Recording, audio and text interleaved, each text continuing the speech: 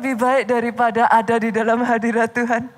Oh, saudara nggak bisa tukarkan hadirat Tuhan dengan apapun, saudaraku. Dan hari ini, I'm gonna talk about exceeding grace. Anugerah melimpah, saudara. Saya kemarin mempersiapkan firman ini. Mungkin kalau saya boleh ngomong sama saudara ya. Berdiri di atas mimbar ini buat saya it is a grace, saudaraku. Masih diberikan kehormatan, kesempatan untuk melayani Tuhan. Diberi kekuatan. Itu anugerah. Saya merasa itulah yang dirasakan Rasul Paulus ketika dia berkata di dalam Efesus pasal yang kedua ayatnya yang ke-6 sampai ayatnya yang ke-8. Saya bacakan ya. Dan di dalam Kristus Yesus ia telah membangkitkan kita juga dan memberikan tempat bersama-sama dengan Dia di surga. Coba bayangkan ini, saudara. Di dalam Kristus Yesus, saudara yang di tempat ini, saudara dibangkitkan. Dengan iman terima ini, saudaraku. Diberikan tempat bersama-sama dengan Dia di surga. Oh, saya nggak dengar amin yang paling keras dari tempat ini. Kalau mau tepuk tangan bisa lebih dahsyat lagi. Isn't it grace? Sebagian besar dari saudara akan berkata, orang seperti saya ini, pastor, kita tuh gak layak loh, saudaraku. Kalau mau jujur, ada di antara kita ini yang dengan usaha kita bisa. Kita gak layak. Itu sebabnya ayat 7 ini berkelanjutan mengatakan demikian, saudaraku. Supaya pada masa yang akan datang, ia menunjukkan kepada saudara, kepada kita, kekayaan kasih karunia-Nya yang melimpah-limpah. Banyak orang Kristen tuh gak sadar loh, Bu. His grace is exceeding grace. Anugerah Tuhan itu bukan anugerah yang cukup-cukupan, saudara. Tapi kalau Dia kasih anugerah, Dia kasih anugerahnya itu limpah.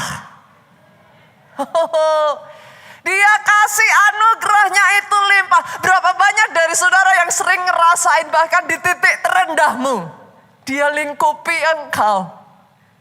Dia peluk engkau. Kalau mau jujur ngomong ya saudara, kalau bukan karena anugerahnya berlimpah, gak akan bisa, saudaraku. Tapi siapapun engkau, dalam kondisi seperti apapun engkau, karena anugerahnya limpah. Gak peduli di titik apa engkau, saudaraku. Dia selalu bisa mengangkat engkau kembali. Menarik dan memeluk engkau kembali. Membangkitkan engkau kembali. Engkau yang sudah menyakiti Dia. Engkau yang sudah mengecewakan. Tapi once again, Dia tarik engkau lagi dan dengan anugerah yang berkelimpahan itu, Dia memakai engkau secara luar biasa. That is exceeding grace. Masalahnya banyak kita ya saudara, ayat ini lanjut ya, saya bacakan dulu ya. Sebab karena kasih karunia, kamu diselamatkan oleh iman. Boleh ingat ini saudara? Itu bukan hasil usahamu, tapi pemberian Allah. Masalah banyak orang Kristen ya saudara, kita itu ngerasa kita bisa karena itu kekuatan kita, itu hasil usaha kita, Pak. Sampai di satu titik tertentu saudara ngerasa berat, tidak mampu, tidak sanggup. Setiap tahun ya saudara di gereja kita ini selalu dinyanyikan lagu ini. Karena gembala sidang kita itu sangat memahami saudaraku. sangat menyadari bukan karena kebaikanku, bukan karena fasih lidahku, bukan karena kekayaanku, ku dipilih, ku dipakainya. Saya berdiri di sini, saya sangat sadar saudaraku. Bukan karena fasih lidah saya. Bukan karena kecakapanku, bukan karena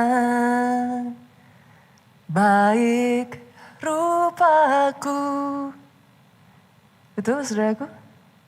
Bukan karena, bahkan bukan karena kelebihan kita saudara. Sering kali ya saudara, kita merasa capek. Kita merasa tidak mampu, kenapa? Karena kita berpikir, itu semua karena kekuatan kita. Kita berpikir itu semua karena hebatnya kita. Kadang tanpa sadar akhirnya kita tidak lagi berjalan dengan anugerah Pak. We want to take over. Kita maunya aman, kita maunya rasanya safe, kita yang pegang kendali. Sampai satu ketika Rasul Paulus saudaraku, itu ngomong dalam 2 Korintus 12 ayatnya yang ke-8 sampai 9. Sampai satu titik bahkan seorang Rasul Paulus loh saudaraku. Dia ngerasa sudah kayak nggak mampu lagi Pak. Ayat 8 itu Rasul Paulus tuh sampai ngomong kayak gini saudara. Tentang hal itu aku sudah 3 kali berseru kepada Tuhan supaya utusan iblis itu mundur daripadaku. Ada di sini hari-hari ini saudara ngerasa kayak sudah nggak mampu lagi. Sudah minta sama Tuhan terus, Tuhan, Tuhan. Kayak nggak sanggup lagi gitu. Kalau ada di antara saudara yang ngalami itu ya saudaraku. Izinkan hari ini firman Tuhan ini berbicara buat pribadi, lepas pribadi di tempat ini. Sama seperti apa yang dikatakan Rasul Paulus, sadari hal ini. Cukuplah kasih karuniaku bagimu. Mungkin sebagian dari saudara kan katakan, Pastor, bukankah tadi katanya kasih karunia-Nya itu berkelimpahan? Kata cukuplah di sini itu punya 2 maksud, saudara. Saya kasih perumpamaan simple ya. Saya punya anak kecil, saudaraku. Let's say anak saya Jen ini datang ke saya, mami mau beli permen. Oke, harganya berapa? 5.000, 5.000. Saya kasih dia uang 5.000. Dia bisa beli permennya enggak? Bisa. Maka saudara mengatakan apa? Cukup. Pas. Tapi jangan lupa saudaraku, kata cukup ini juga bisa punya arti lain. Jen datang sama saya, mau beli permen, harga 5.000. Oke, saya bilang Jen, saya kasih, mami kasih 100.000. Terus Jen bilang, mami saya mau beli bukan 1 permen, tapi 2 permen. Keluarnya berapa saudara? 10.000. Saya bilang apa sama Jen? Cukuplah Jen. Yang mengerti katakan amin. Ada waktu-waktu tertentu saudaraku, ketika beban dalam kehidupan saudara sama seperti Jen tadi. Awalnya mungkin 5.000, tapi bebannya naik jadi 10.000, bahkan jadi 20.000 pun. Dengar ini, cukuplah kasih karuniaku bagimu. Kenapa saudara? Sebab di dalam kelemahan, justru dalam kelemahanmu saudaraku, nyata kuasaku menjadi sempurna. Oh aminnya yang paling keras. Aminnya lebih keras lagi buat Yesus Tuhan kita. Masalahnya buat kita nih ya saudara, kita maunya tuh always in control dulu saudaraku. Tapi Tuhan tuh maunya beda. Ketika kau gak mampu, ketika kau justru merasa paling gak bisa, Justru di saat itulah paling nyata kuasaku bekerja atas hidupmu. Itu sebabnya hari ini putuskan hidup di dalam anugerah, saudara. Sadari ada exceeding grace. Yang namanya anugerah, saudara, harusnya kita itu enggak layak terima. Loh jujur kalau mau bilang loh saudara, tempat ini apa kita itu ya layak terima toh saudara. Secara manusia tuh enggak memungkinkan loh saudara. Tapi ya itu cara kerjanya anugerah saudara. Justru ketika kita ngerasa kita enggak layak Pak. Kita enggak mampu. Kita enggak sanggup. Tapi kita terus belajar berjalan bersama dengan Tuhan. You get carried away by grace. Itu sebabnya 2 Korintus saudaraku, saya bacakan ya. Pasalnya yang ke-9 ayatnya yang ke-8. Cara kerjanya grace saudara. Cara kerjanya grace saya bacakan untuk saudara bisa mengerti. Kayak apa sih grace kalau sudah bekerja. Dan Allah sanggup melimpahkan segala kasih karunia kepada kamu. Tuhan suruh, Tuhan kasih saudara satu perintah. Maju, lakukan ini. Saudara bilang Tuhan, aku enggak sanggup, enggak bisa. Orang kayak aku ini mana mungkin. Koneksi enggak punya, modal enggak ada. Aku enggak bisa. Tuhan ngomong, aku sanggup melimpahkan segala kasih karunia kepada kamu. Ketika saudara mengambil itu saudaraku dan saudara mulai berkata, oke, I understand aku gak bisa. Tapi let's see, I wanna walk with you. Di situ grace bekerja saudaraku. Berkecukupan di dalam segala sesuatu. Awal mulanya sampai di situ Pak. Berkecukupan. Saudara pas butuh ini ketemu orang yang pas. Serba pas aja. Saudara butuh ngerjain ini pas ada yang bantu.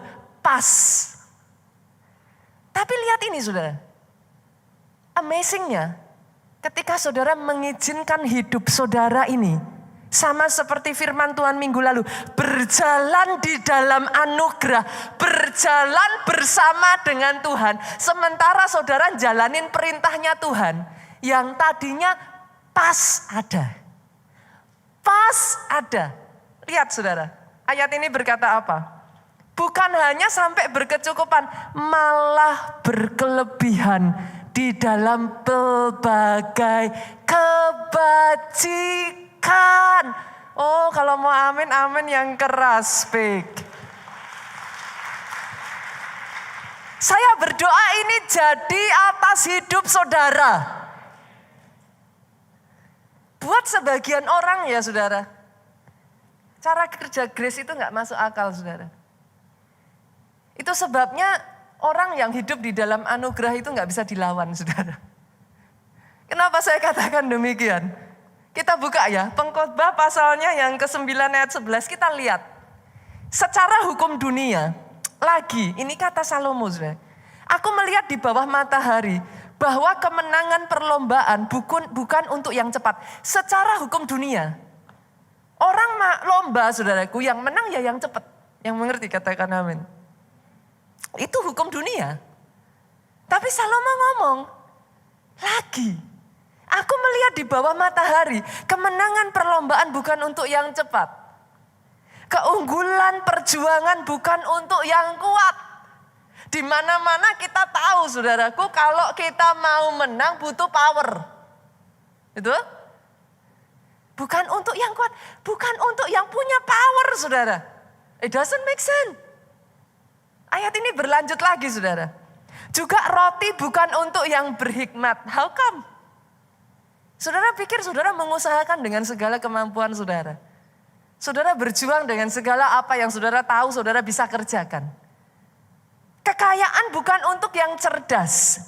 Karunia bukan untuk yang cerdik cendekia, pandai saudaraku. Karena waktu dan nasib dialami mereka semua. Ayat ini dengan kata lain itu bicara apa tuh saudara? Ada satu faktor yang mengalahkan semua yang sudah disebutkan tadi, saudaraku. Melebihi orang pandai, orang cepat, orang kuat, orang bijak sekalipun. Dengar ini saudara.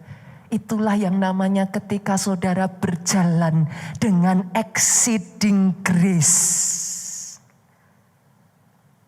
Bukankah saudara sudah melihat di dalam kisah Alkitab sangat banyak contoh-contoh saudara orang yang berjalan dalam grace.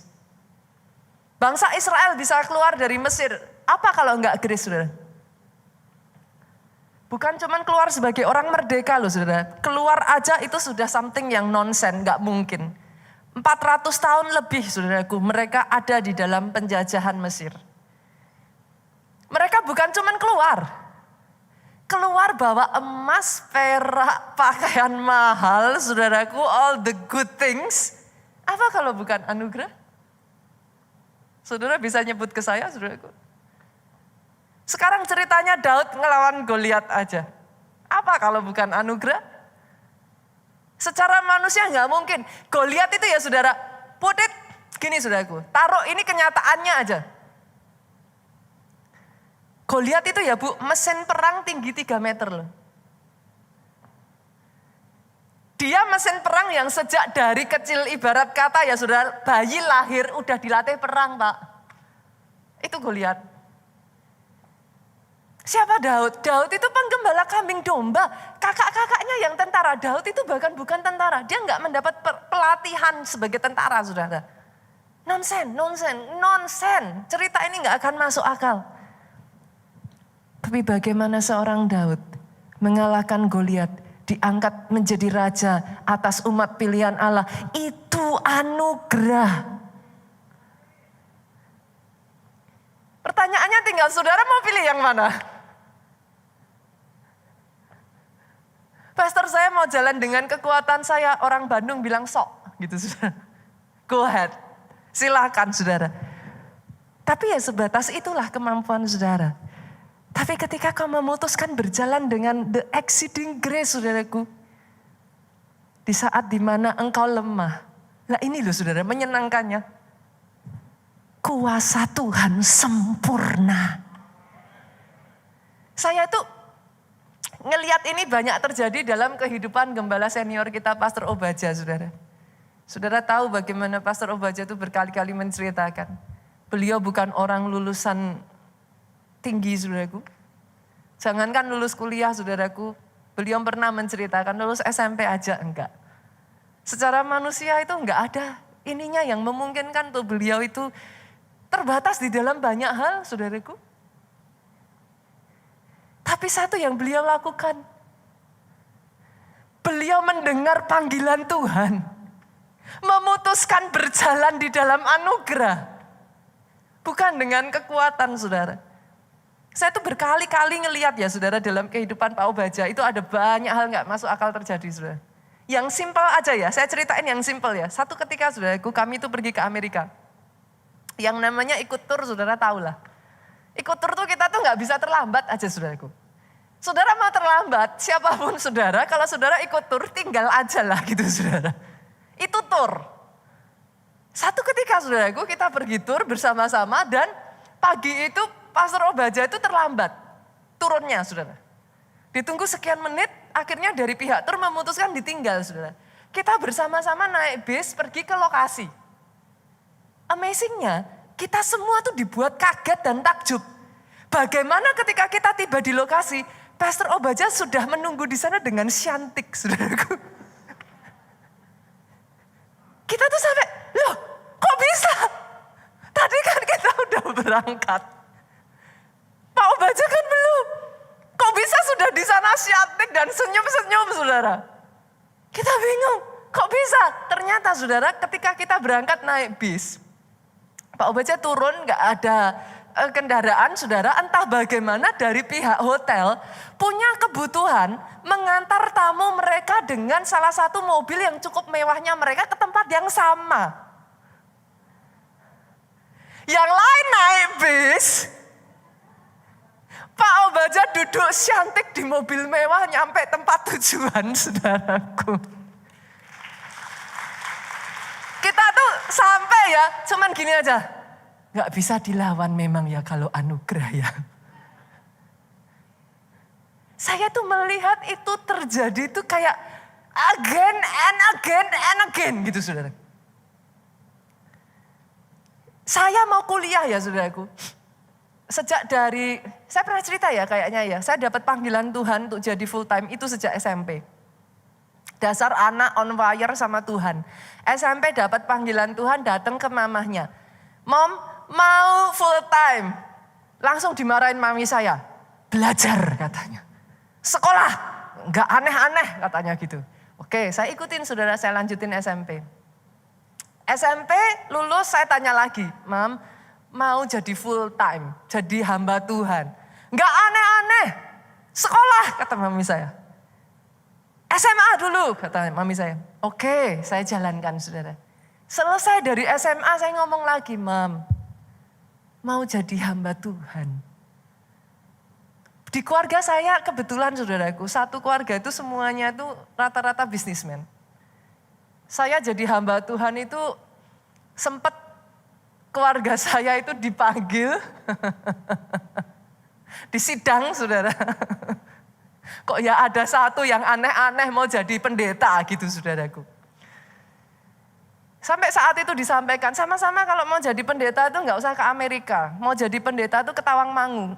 Saya tinggal di kota Solo saudaraku, ada satu tempat yang dekat di Tawangmangu itu ada sekolah pendeta. Jangan ke Amerika, aneh-aneh mau jadi pendeta kok sampai ke Amerika. Saya berjalan aja sama Tuhan saudara. Untuk saya pergi ke Amerika, mami saya berusaha menutup semua jalan saya saudara. Saya tuh gak dibantu sedikit pun. Bahkan saat wawancara anak umur segitu saudaraku. Saat wawancara cari visa, zaman itu beda sama sekarang ya saudara, nggak semudah itu gitu saudaraku. Dipersulit ada banyak hal lah saudaraku, ini itu dan lain sebagainya. Saya tuh nggak ditemenin. Mami saya itu ternyata tanpa saya tahu saudaraku, mami saya tuh ngomong sama Tuhan gini, kalau ini pun berhasil, berarti aku tahu memang dari Tuhan katanya saudara. Jadi saya tuh dibiarin aja saudara. Saudara tahu, saya antri, di depan saya, 4 orang di depan saya antri itu kan biasanya kalau mau ke Amerika saudara kan diwawancara. Dan itu ada orang-orangnya tertentu gitu saudaraku. 4 orang di depan saya wawancara dengan orang yang satu ini saudaraku. Satu orang keluar, saya melihat sedikit air mata menetes saudaraku. Berarti ditolak. Orang kedua keluar mukanya udah kayak cemberut, saya tahu ditolak. Orang ketiga persis di depan saya sama saudara. Saya tuh udah mikir gini, aduh Tuhan ini kayaknya wawancara yang satu ini tuh gak gampang. Tuhan kasih saya wawancara yang lain aja. Yang orang lain ini orang yang di depan ini kayaknya orangnya killer gitu saudaraku. Saudara tahu, tiba giliran saya diwawancara orang yang killer ini saudara. 4 yang lain di depan saya semua ditolak. Saya maju, dia lihat saya.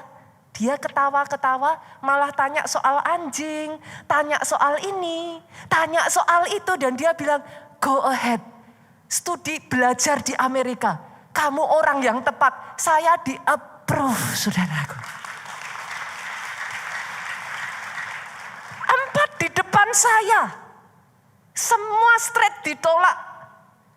Sampai di saya gak punya pengalaman apa-apa, polos, gak tahu apa-apa, gak ngerti mau ngomong apa, bahasa Inggris terbatas saudaraku. Dicap approve, go ahead. Saya tanya saudara, pilih yang mana sih saudara? Berjalan dengan kekuatanmu?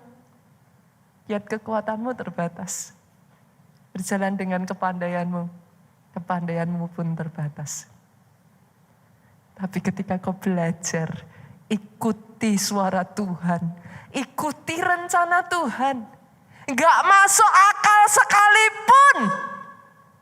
Tapi kalau kau berjalan bersama dengan Dia, ada anugerah di kiri kananmu. Entah bagaimana orang akan melihat dalam hidupmu, gak masuk akal.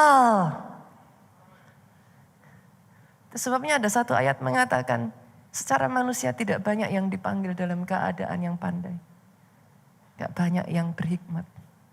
Tapi bukankah Tuhan memanggil saudara untuk mempermalukan yang berhikmat, yang bodoh sekalipun dia pakai supaya apa? Namanya dipermuliakan, saudaraku. Berapa waktu yang lalu ya saudara, saya cerita ini beberapa sudah datang yang di Soho kemarin. Selalu saudaraku. Karena berjalan bersama dengan Tuhan itu ya saudara. Saya bukakan ya ayat minggu lalu ya. Mazmur pasalnya yang ke-32. Ayatnya yang ke-8 sampai ayatnya yang ke-10. Mazmur itu ngomong gini. Aku hendak mengajar dan menunjukkan kepadamu jalan yang harus kau tempuh. Aku hendak memberi nasihat. Mataku tertuju kepadamu. Sebenarnya ya saudaraku, dalam kehidupan kita, Tuhan itu mau get involved. Dalam setiap jalan kita, Tuhan tuh mau get involved. Tapi masalahnya, manusia tuh selalu berpikir, we knows best. Kita tahu lebih baik. Saudara pikir pada saat Yesus datang kepada Petrus dan berkata, tebarkan jalamu, kalau saudara jadi Petrus, saudara kan ngomong apa? Petrus pun mengatakan yang sama, Tuhan semalam-malaman loh, aku ini sudah nebarin jala Tuhan, come on. Kamu bukan nelayan, aku yang nelayan. Aku tahu tempat-tempat yang terbaik. Bukankah itu yang sering kita ngomong sama Tuhan? Lord, aku tahu. Itu ayat ini mengatakan sama saudaraku. Jangan seperti kuda atau bagal yang tidak berakal, yang kegarangannya harus dikendalikan dengan tali les dan kekang. Kalau tidak, ia tidak akan mendekati engkau. Tapi dengar ini. Kesakitan, banyak kesakitan diderita orang fasik. Tapi lihat ini saudara, orang percaya kepada Tuhan dikelilinginya dengan kasih setia. Minggu lalu saya ceritakan saudaraku, saya pergi ke Israel. Yang lainnya antri, mau sewa handuk. Gak ada handuk, disuruh beli handuk, harga 2 kali lipat. Saya antri. Saya tanya sama Tuhan, Tuhan ini handuk enggak ada, saya gimana? Tuhan bilang go ahead, jalan. Saya ngomong sama bapaknya yang jaga, mau sewa handuk. Dari yang di depan saya pun udah enggak ada saudaraku, harus beli. Saya ceritakan ini minggu lalu kepada saudara. Tapi tiba giliran saya bilang, saya enggak tahu apa karena wajah saya melas ya saudara. Yang di depan-depan semuanya dibilang udah gak ada handuk. Udah beli aja. Kalau sewa handuk $5, ya lumayan tuh saudaraku $5. Kalau beli handuk $10. Saya pikir kalau sama-sama beli ya bawa sendiri dari Indonesia bisa gitu loh saudaraku. Saya maju, yang lain sudah dibilang suruh beli handuk. Mereka beli handuk. Giliran saya maju, saya bilang saya gak mau beli handuk, saya mau sewa handuk. Dia bilang gak ada handuk lagi untuk disewa. Kamu kalau mau beli, saya bilang enggak, saya mau sewa handuk. Sudah tahu apa yang dilakukan? Dia masuk ke dalam, dia bawakan saya 2 handuk. Loh jangan tepuk tangan dulu saudaraku. Dikasih gratis. Saudara bisa bilang apa? Berjalan bersama dengan Tuhan. Di sekelilingmu diikuti dengan kasih setia Tuhan. Selalu ada hal-hal yang kecil, mungkin kecil. Ya ampun, Pastor Nita uang $10 mah dibayar juga bisa saudara. Tapi bukan itunya. Jejak tangan Tuhan dalam kehidupan kita itu yang selalu membuat kita tidak henti-hentinya meneteskan air mata dan berkata, Tuhanku, Tuhan yang baik. Di waktu-waktu saudara sudah merasa tidak kuat, tahukah saudara ketika kau berjalan bersama dengan anugerah, dalam kelemahanmu kuasa Tuhan bekerja sempurna. Pastor kalau gitu terus gimana? Cara saya bisa hidup di dalam anugerah gimana? Cara saya bisa get carried away by grace gimana Pastor? Yang pertama gak bisa tidak saudaraku. Saudara gak bisa, tidak ada cara lain hidup di dalam anugerah selain serahkan hidupmu kepada Tuhan sang sumber anugerah. Maksudnya gimana? Saya bacakan Roma pasalnya yang ke-6 ayatnya yang ke-13 sampai 14. Saudara akan mengerti yang saya maksudkan. Dan janganlah kamu menyerahkan anggota-anggota tubuhmu kepada dosa untuk dipakai sebagai senjata kelaliman. Lihat ini saudara. Tetapi serahkan dirimu kepada Allah sebagai orang yang dahulu mati. Engkau yang tadinya sudah mati, tetapi sekarang hidup. Serahkan anggota tubuhmu kepada Allah untuk menjadi senjata kebenaran. Saya berdoa hari ini ya saudaraku, ada orang-orang yang mau berkata kepada Tuhan, yes. People with mission saudaraku. Orang-orang yang hidup bukan untuk diri sendiri. Orang-orang yang hidup dan berkata, aku serahkan hidupku. Ujung kepala sampai ujung kaki jadi senjata kebenaran. Orang-orang yang mau komit sama Tuhan. Tuhan, selama aku masih hidup, masih ada nafas di tubuhku ini, pakai hidupku untuk memuliakan namaku. Pakai hidupku Tuhan, memuliakan namamu. Apa yang kau bisa pakai? Pakai mulut, bisa pakai tangan, bisa pakai kaki, pakai kaki. Orang-orang yang seperti ini, ayat ini berlanjut. Kita lihat ya saudaraku.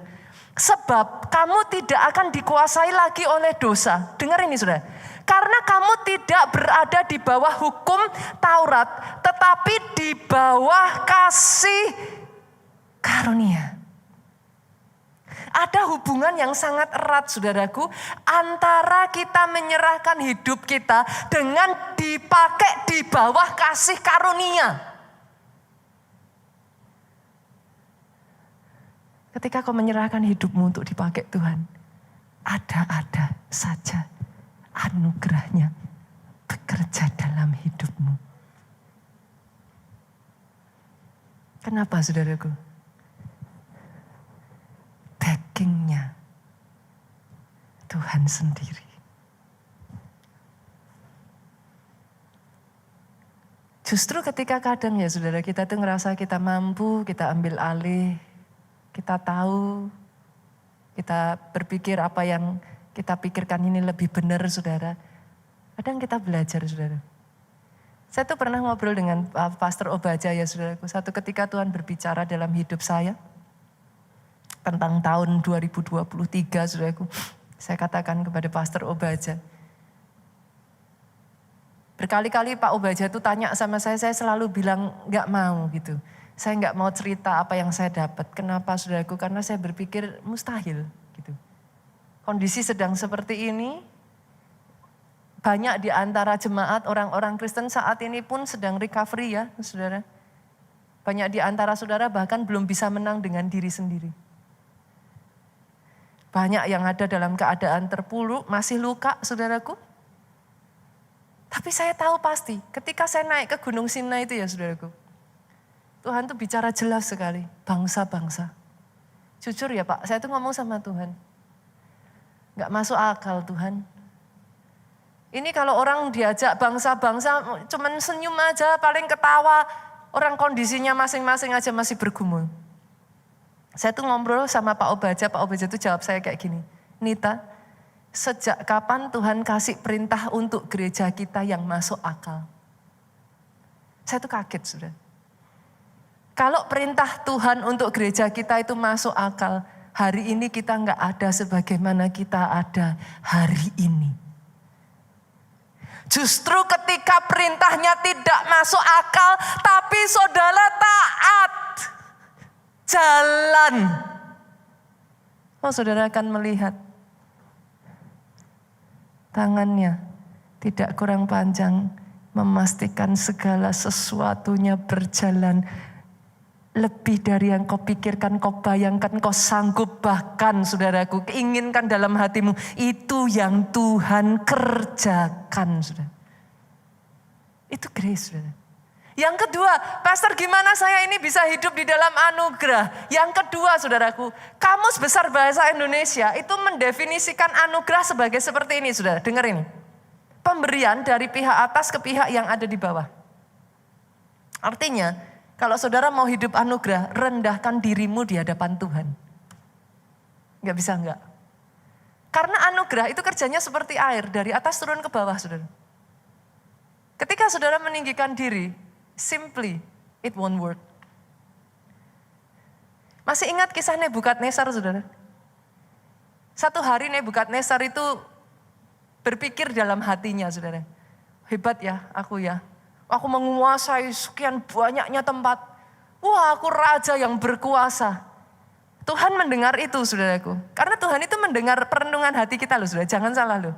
Tuhan itu mendengar perenungan hati kita. Pada saat Nebukadnezar ngomong seperti itu, Tuhan ngomong, oke, let's see. Aku ambil akal budinya. Sekian lamanya Nebukadnezar itu hidup seperti binatang, saudara. Sampai dia menyadari, kita lihat ya, Daniel pasalnya yang keempat. Ayatnya yang ke-34 sampai 37, saudaraku. Saya akan baca terpisah. Ayat 34, tetapi setelah waktu yang ditentukan, aku Nebukadnezar menengadah ke langit. Dan akal budiku kembali lagi kepadaku. Lalu aku memuji yang maha tinggi dan membesarkan dan memuliakan yang hidup kekal itu.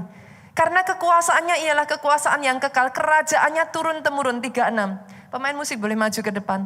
Pada waktu akal budiku kembali kepadaku, kembali juga kepadaku kebesaran dan kemuliaanku. Untuk kemasyuran kerajaanku.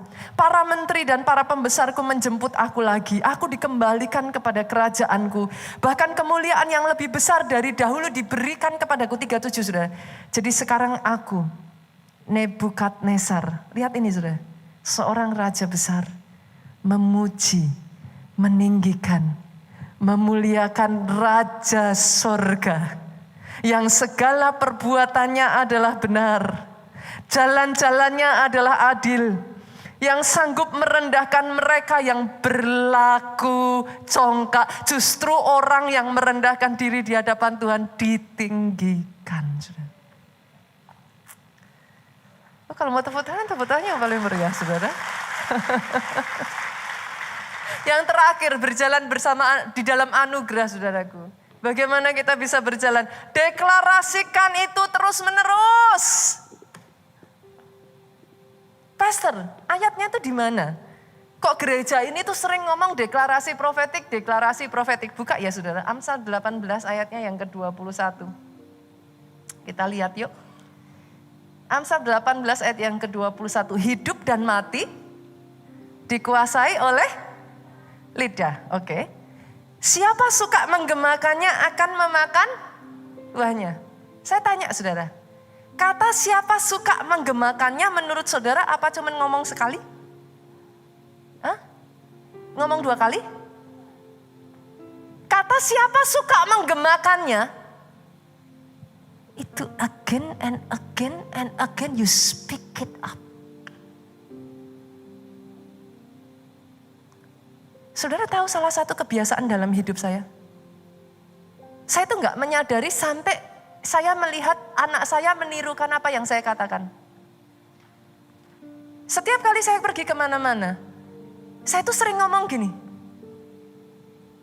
Tuhanku sangat baik. Kapan Tuhanku gak baik? Tuhanku selalu baik. Setiap kali sesuatu terjadi ya saudaraku, orang lain akan berkata kebetulan. Orang lain akan ngomong, waduh beruntung.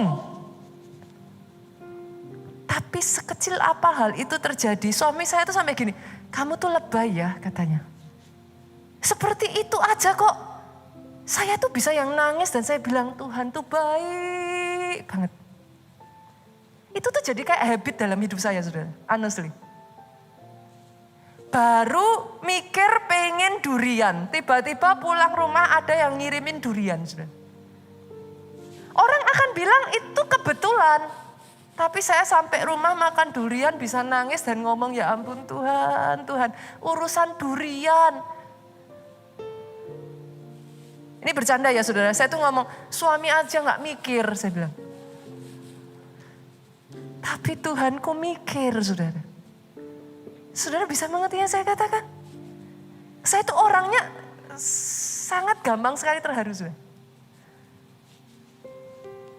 Berkali-kali dalam kehidupan saya ya, hal terkecil yang Tuhan lakukan. Saya tuh bisa ceritakan itu sepanjang hari sama suami saya dan saya berkata, ya ampun sayang Tuhan tuh segitunya. Sampai-sampai anak saya tuh terbiasa saya ngomong, kapan Tuhan itu enggak baik, Tuhanku selalu baik. Satu ketika anjing-anjing saya itu ya saudaraku sedang butuh mandi. Entah gimana mereka itu diajak pergi-pergi, kotor gak karuan, biasanya mandi 2 minggu sekali saudara. Biasanya orang yang mandiin anjing-anjing anak saya ini, list daftarnya itu penuh sekali saudara. Kita tuh kalau mau mandiin dogi gitu tuh harus sampai kayak antri tuh bisa kayak sebulan sebelumnya. Harus ngomong kalau enggak akan dapat slot saudara. Tapi saya tuh berpikir, harusnya jadwalnya tuh masih minggu depan. Ini kecil-kecil, hal kecil-kecil saudaraku. Mungkin saudara juga berkata, ya ampun pastor, hal kecil-kecil kayak gitu. Itu kebetulan kali, ya itulah yang banyak orang katakan dalam kehidupan saya. Jadwalnya tuh masih minggu depan saudaraku.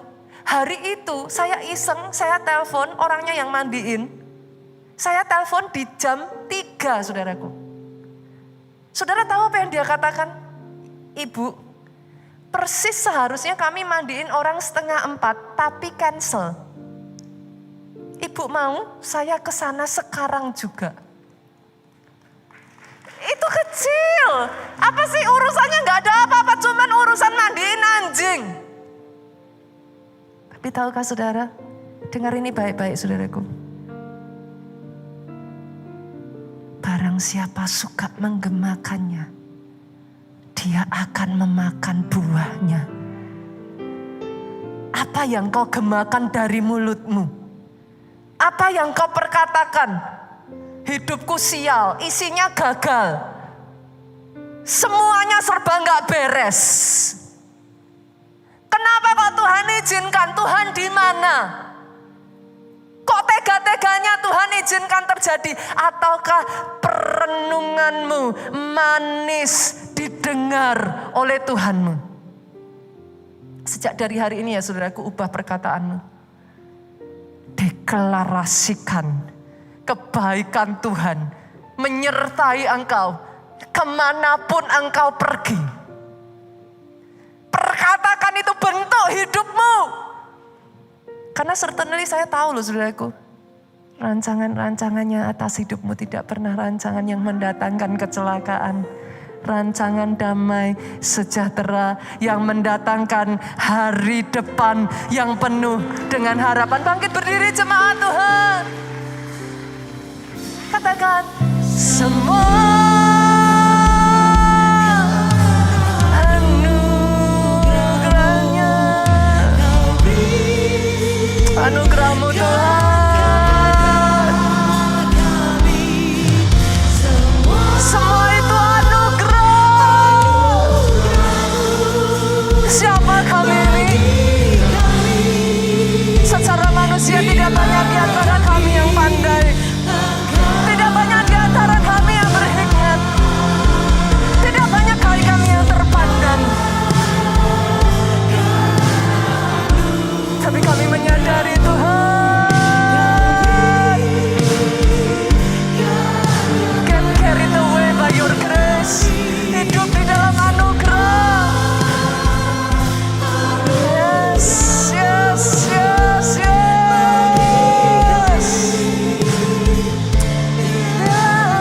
Kami engkau pakai. Berapa banyak di antara saudara yang saudara berkata, Pastor,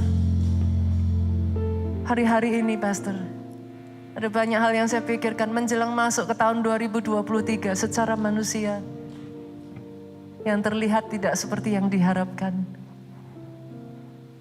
Saya percaya bukan satu kebetulan saudaraku, di bulan November ini ada di penghujung tahun 2023 khotbah ini sudah dipersiapkan. Mungkin ada kali dari 6 bulan yang lalu saudaraku.